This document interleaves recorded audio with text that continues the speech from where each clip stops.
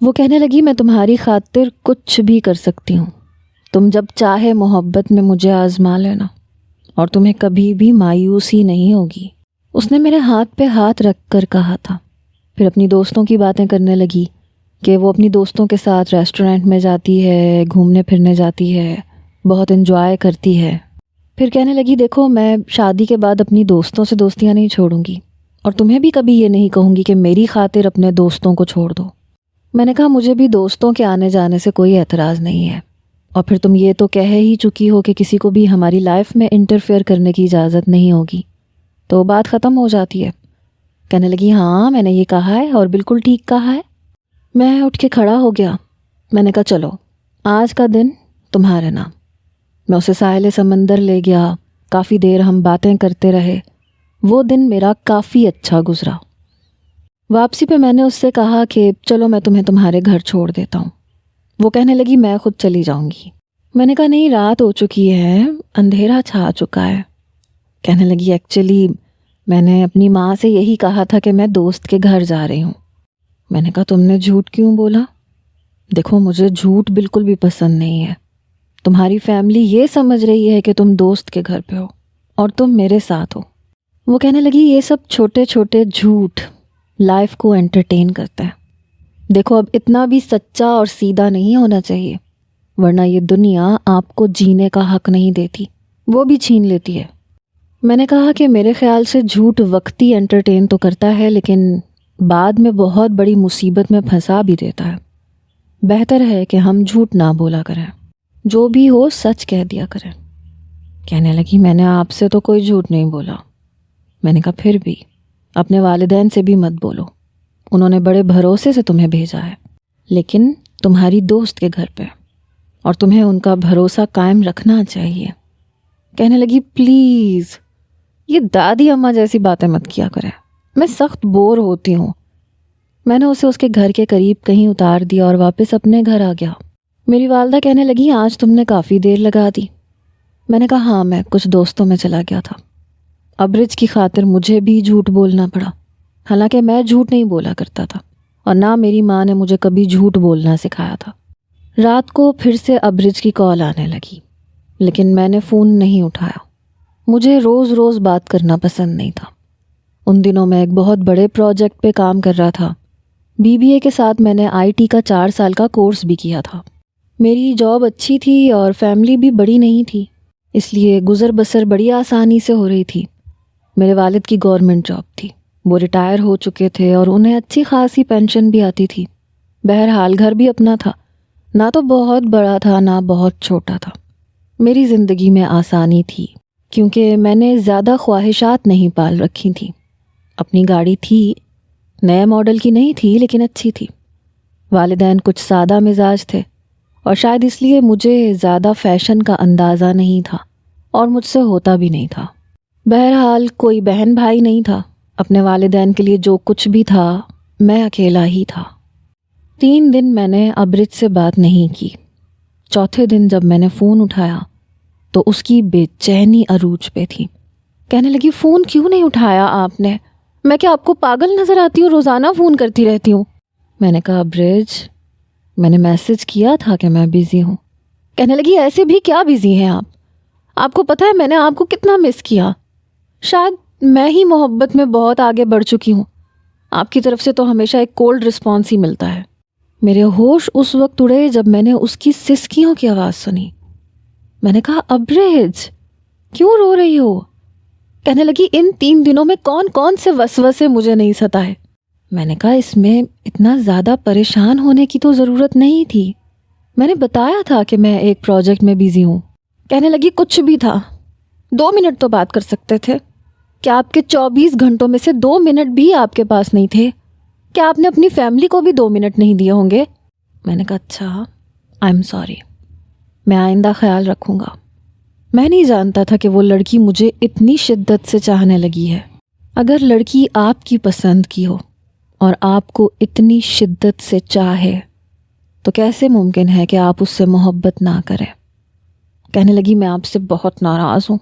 میں نے کہا اچھا تو تم راضی کیسے ہوتی ہو یہ بھی بتا دو۔ کہنے لگی یہ اب آپ خود بتائیں گے، ہر بار میں تھوڑی بتاؤں گی کہ میں کیسے راضی ہوتی ہوں۔ میں نے کہا زیادہ تر لڑکیاں تو شاید شاپنگ کر کے راضی ہوتی ہیں۔ کہنے لگی جی نہیں، میرے لیے سب کچھ شاپنگ نہیں ہے اور نہ ہی سب کچھ پیسہ ہے، آپ مجھے فلاور بوکے بھی بھیج سکتے ہیں۔ میں نے کہا میں خود بھی آ سکتا ہوں۔ میری بات پہ ہنسنے لگی۔ اچھا، اتنی ہمت اور جگرا ہے آپ میں؟ میں نے کہا ہاں ہے۔ کہنے لگی تو ٹھیک ہے، آ جائیں آپ، میں آپ کی پسند کا کھانا بناؤں گی، بتائیے کیا پسند ہے آپ کو۔ میں نے کہا تم جو بناؤ گی میں کھا لوں گا، میری کوئی خاص پسند نہیں ہے، اماں نے سب کچھ کھانے کی عادت ڈالی ہے، ہاں مجھے پاکستانی کھانے زیادہ پسند ہیں۔ کہنے لگی اوکے ٹھیک ہے، میں آپ کا ویٹ کروں گی۔ میں ریلیکس ہو چکا تھا، کہیں نہ کہیں جو میرے دل میں یہ تھا کہ شاید ابرج کو تحفوں کا لالچ ہے، وہ بات بھی میرے دل سے کہیں ختم ہو چکی تھی، کیونکہ وہ شاید ایسی نہیں تھی، وہ ایک حساس قسم کی لڑکی تھی۔ اگلے روز میں اپنی والدہ کو ساتھ لے کر ہی گیا تھا، البتہ میرے والد ہر جگہ نہیں جاتے تھے، فلاور بوکے بھی ساتھ لے کر گیا تھا۔ ابرج کی والدہ ہمیں دیکھ کر بہت خوش ہوئیں، ابرج نے بھی کافی چیزیں بنا رکھی تھیں، بڑے اچھے ماحول میں ہم نے کھانا کھایا۔ پھر میری والدہ اور ابرج کی والدہ باتوں میں مصروف ہو گئیں، ہم دونوں باہر لاؤنج میں آ گئے۔ ان کے گھر کے باہر کافی خوبصورت لان تھا، وہیں پہ ہم لوگ چہل قدمی کرنے لگے۔ میں نے کہا ابرج آپ ایم اے کس چیز میں کر رہی ہو؟ کہنے لگی پولیٹیکل سائنس میں۔ میں نے کہا اچھا، تمہیں سیاست میں دلچسپی ہے؟ کہنے لگی ہاں بہت زیادہ۔ کہنے لگی میں مستقبل میں ایک بہت بڑا این جی او چلاؤں گی یا پھر کوئی بہت بڑی آفیسر بن جاؤں گی، مجھے بہت شوق ہے۔ میں ہنسنے لگا، میں نے کہا ہاں میرے اوپر بن جانا۔ کہنے لگی وہ تو میں پہلے سے ہوں۔ کہنے لگی آپ کو سیاست میں دلچسپی نہیں ہے؟ میں نے کہا نہیں، میں سیدھا سادہ سا انسان ہوں، مجھے سیاسی کاموں میں کوئی دلچسپی نہیں ہے، میں نے تو آج تک کبھی کسی کو ووٹ تک نہیں دیا۔ میری بات سن کے ہنسنے لگی، کہنے لگی اپنے رائٹس کو استعمال کرنا چاہیے، میں تو کرتی ہوں، آپ کبھی بھی مجھے عورت سمجھ کے دبانے کی کوشش مت کیجیے گا۔ میں نے کہا نہیں، میں اس قسم کا مرد بالکل بھی نہیں ہوں، جتنی آزادی مرد کو حاصل ہے عورت کو بھی ہے۔ حالانکہ کچھ پابندیاں ہمارے معاشرے نے اور ہمارے دین نے لگا رکھی ہیں، لیکن اگر عورت اپنی حدود میں رہے تو ایسا مرد نہیں ہوں میں جو خواہ مخواہ عورت پہ پردہ مسلط کرے۔ اگر وہ خود سے کرنا چاہے تو اور بات ہے، ہاں لیکن مجھے بہت زیادہ فیشنیبل قسم کی خواتین پسند نہیں ہیں، اور نہ اتنی آزاد خیال کے مردوں سے بے تکلف ہوں۔ اور میرے خیال سے ہمارے معاشرے میں 70% مرد ایسی خواتین کو پسند نہیں کرتے جو مردوں سے ہنس ہنس کر بے تکلف ہو کر باتیں کریں، اور میں بھی کچھ ایسا ہی ہوں۔ میری اس بات پہ اس نے کوئی جواب نہیں دیا۔ کہنے لگی آپ کے حلقہ احباب میں صرف مرد ہیں یا خواتین بھی ہیں؟ میں نے کہا دوستوں میں تو نہیں ہے کوئی بھی لڑکی، لیکن ہاں کولیگز میں ہے، لیکن میں ان سے لیے دیے ہی بات کرتا ہوں۔ کہنے لگی آپ بے تکلف ہو کے بھی بات کر سکتے ہیں، مجھے برا نہیں لگے گا۔ میں نے کہا لیکن میری عادت نہیں ہے، تم ہو نا بے تکلف ہونے کے لیے۔ میری بات پہ ہنسنے لگی، مجھ سے بھی کہاں بے تکلف ہوتے ہیں آپ، بس لیے دیے ہی رہتے ہیں۔ اس نے اپنے دونوں ابرو چڑھا کے کہا۔ میں نے کہا نہیں ایسی بات تو نہیں ہے، تم میرے لیے بہت اہمیت رکھتی ہو، لیکن ظاہر سی بات ہے کہ ہم ابھی منگیتر ہیں، جب میاں بیوی بن جائیں گے تو پھر تمہیں مجھ سے یہ شکایت نہیں ہوگی، پھر تم کہو گی کہ تمہارے کان کھا جاتا ہوں۔ میری بات پہ ہنسنے لگی، ہائے میری قسمت، کبھی آپ بھی میرے کان کھائیں، مجھ سے ڈھیروں باتیں کریں، ڈھیروں باتیں محبت بھری کریں۔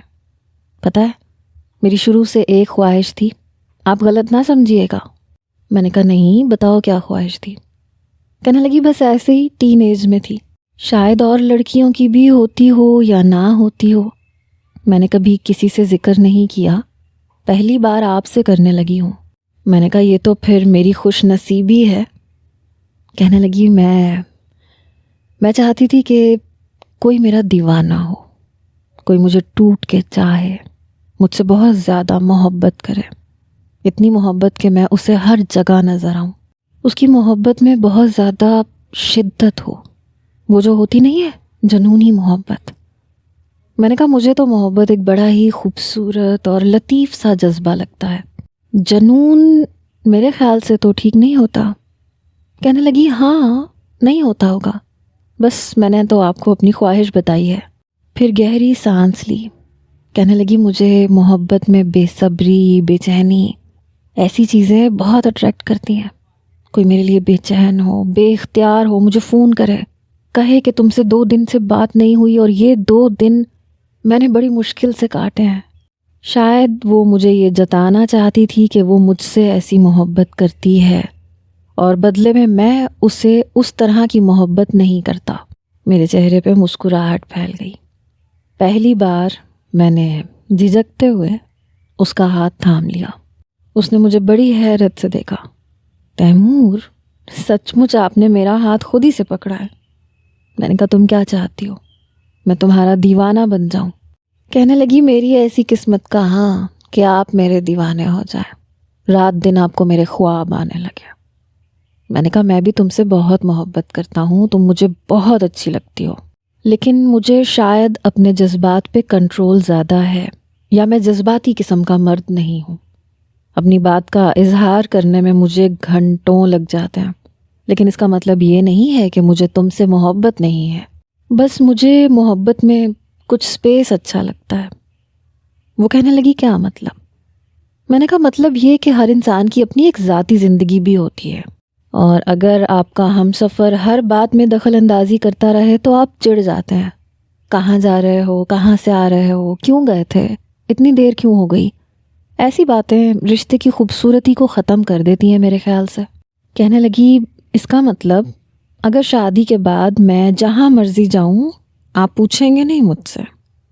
میں نے کہا نہیں، اگر تم اپنی دوستوں میں جاؤ گی اور مجھ سے یہ کہو گی کہ تمہیں 4 گھنٹے دوستوں کے ساتھ رہنا ہے، تو ان 4 گھنٹوں میں تمہیں 10 یا 20 فون نہیں کروں گا کہ کیا کر رہی ہو، کتنی دیر میں آؤ گی۔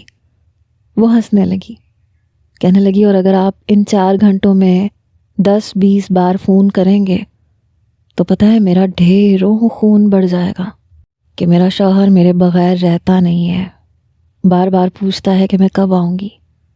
میں نے کہا بس یہی فرق ہے تمہاری اور میری محبت میں۔ کہنے لگی میں آپ سے کوئی فرمائش کروں تو پوری کر دیں گے کیا؟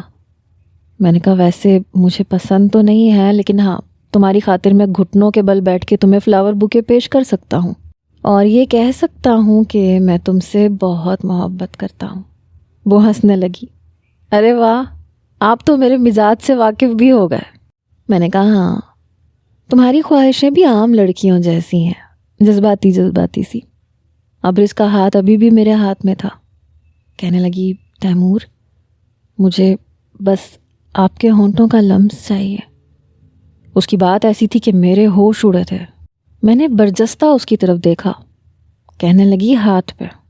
اس کی یہ بات بھی مجھے بڑی عجیب لگی۔ کہنے لگی پلیز۔ میں نے کہا اب یہ کیسی فرمائش ہے؟ دیکھو شادی سے پہلے مجھے یہ سب چیزیں پسند نہیں ہیں، ہاں شادی کے بعد تمہارا حق ہے۔ کہنے لگی بس ایک ہی تو فرمائش کی ہے۔ پتہ نہیں کیوں لیکن میں بے حد نروس ہوا تھا، اور میری بدحواسی کا یہ عالم تھا کہ میرے چہرے پہ ننھے پسینے کے قطرے جمع ہونے لگے۔ میں پورے باغیچے میں دیکھ رہا تھا کہ کہیں کوئی ہم دونوں کو دیکھ تو نہیں رہا۔ ایک عجیب سی فرمائش کر دی تھی اس نے۔ میں نے اس کا ہاتھ اپنے لبوں کے قریب کیا، لیکن دل اندر سے نہیں مان رہا تھا۔ وہ اپنی آنکھیں بند کر چکی تھی، جیسے وہ اس لمحے کو محسوس کرنا چاہتی ہو، یا پتہ نہیں کیا۔ بڑی مشکل سے میں نے اپنے لب اس کے ہاتھ کی پشت پہ رکھے اور اس نے اپنی آنکھیں کھولی۔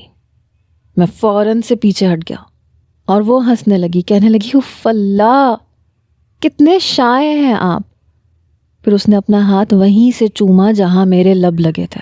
پھر بڑی بے تکلفی سے اس نے میرا ہاتھ پکڑا اور اپنے لبوں پہ رکھ لیا۔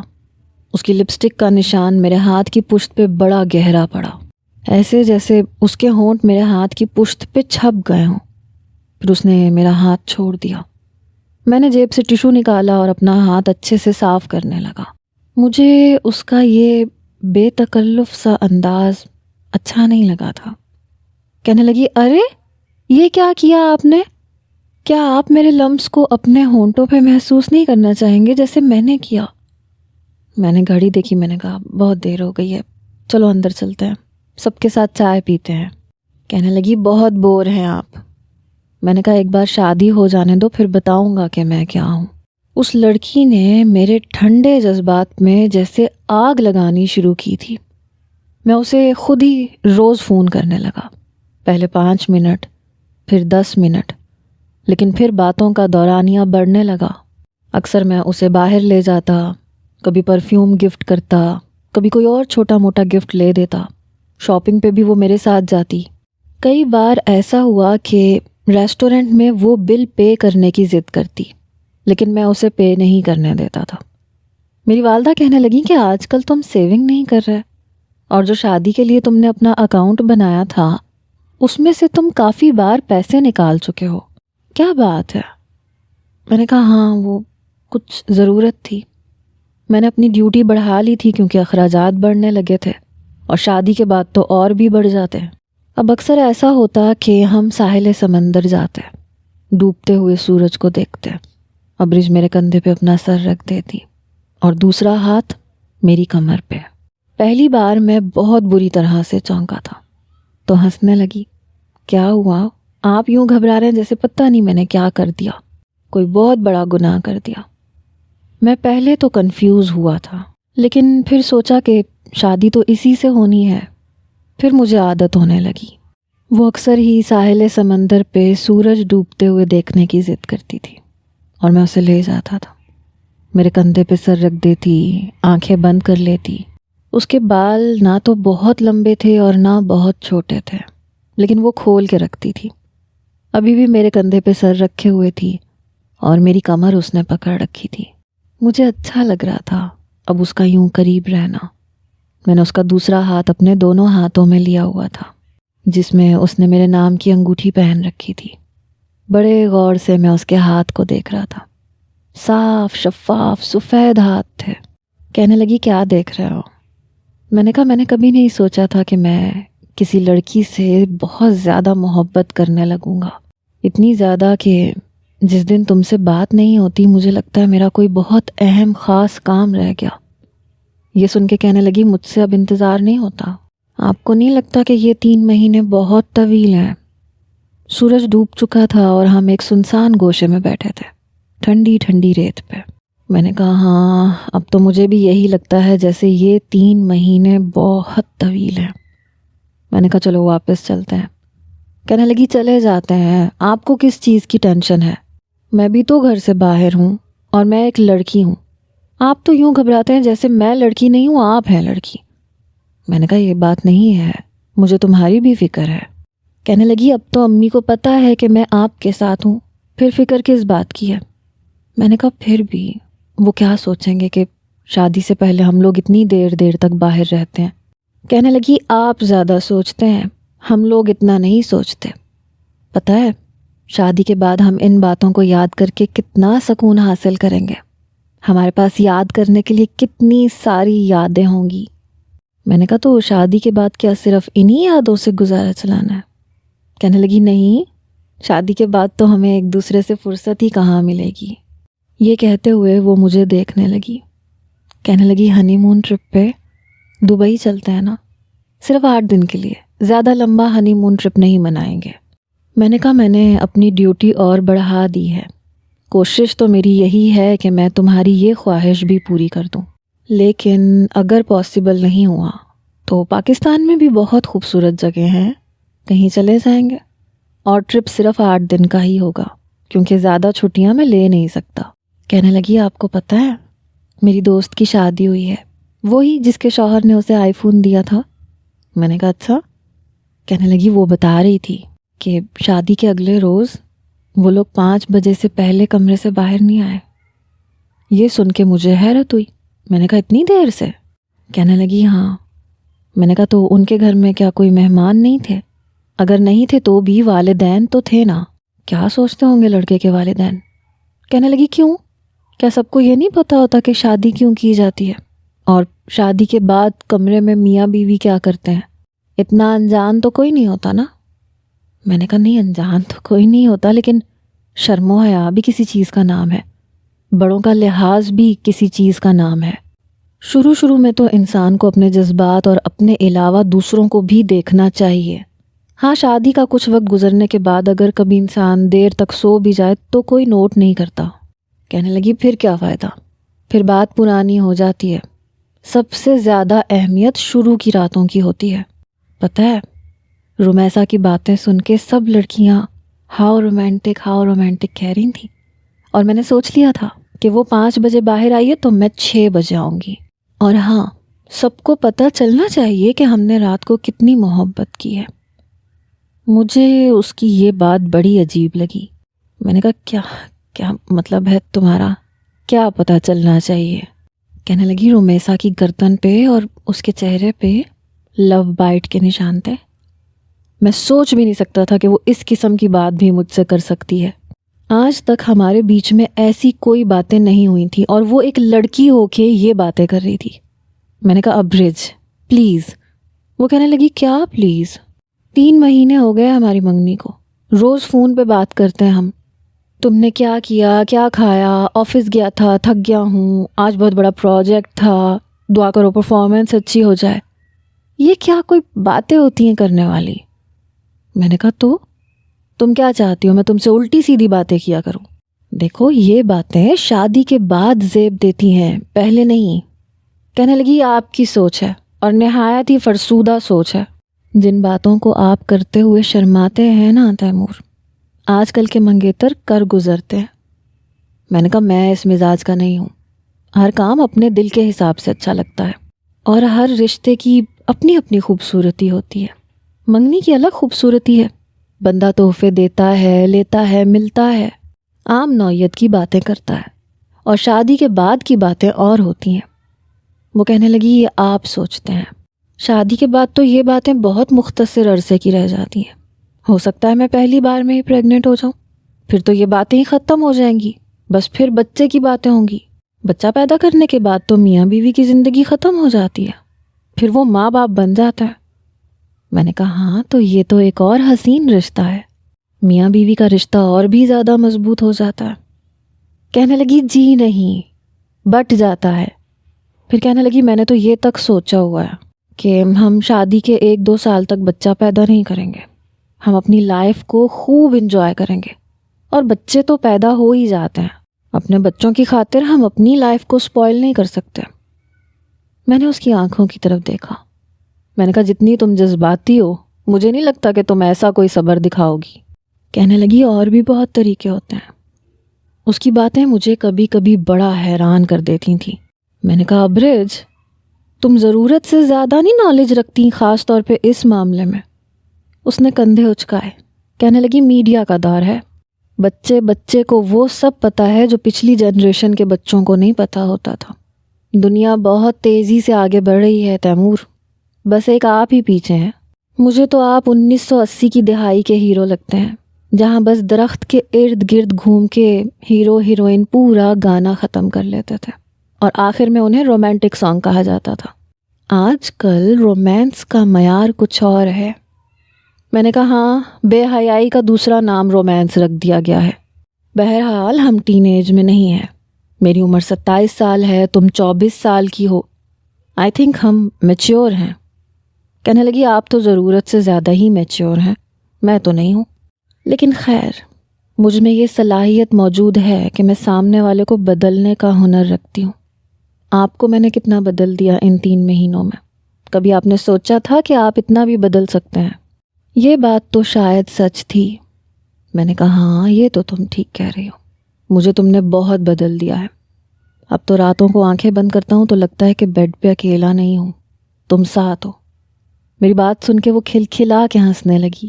بس دیکھ لیں میری محبت کا جادو آپ کے سر پہ چڑھنے لگا ہے، ایک وقت آئے گا آپ بالکل میری محبت میں بے بس ہو جائیں گے۔ یہ جو ٹھنڈی میٹھی محبت کی آپ کی عادت ہے نا، اسے ختم کر دوں گی میں۔ مجھے بنا دیکھے آپ پاگل ہونے لگیں گے، دیوانے کہلائیں گے۔ میں نے کہا بس اتنا کافی ہے، کیونکہ زیادہ دیوانہ پن تم سے برداشت نہیں ہوگا۔ مرد کا جنون اور دیوانہ بننا سننا اچھا لگتا ہے، لیکن برداشت کرنا لڑکیوں کے لیے مشکل ہو جاتا ہے۔ مجھے تو ایسے ہی رہنے دو، تمہارے لیے یہ بہتر ہے۔ کہنے لگی میں کر لوں گی برداشت۔ میں نے کہا نہیں کر سکتی، کوئی بھی لڑکی نہیں کر سکتی۔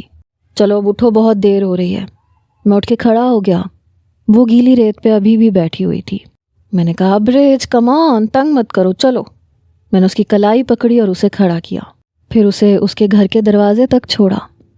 وہ گھر جانے سے پہلے کہنے لگی ایسے کریں گاڑی کی لائٹ بند کریں۔ میں نے کہا کیوں؟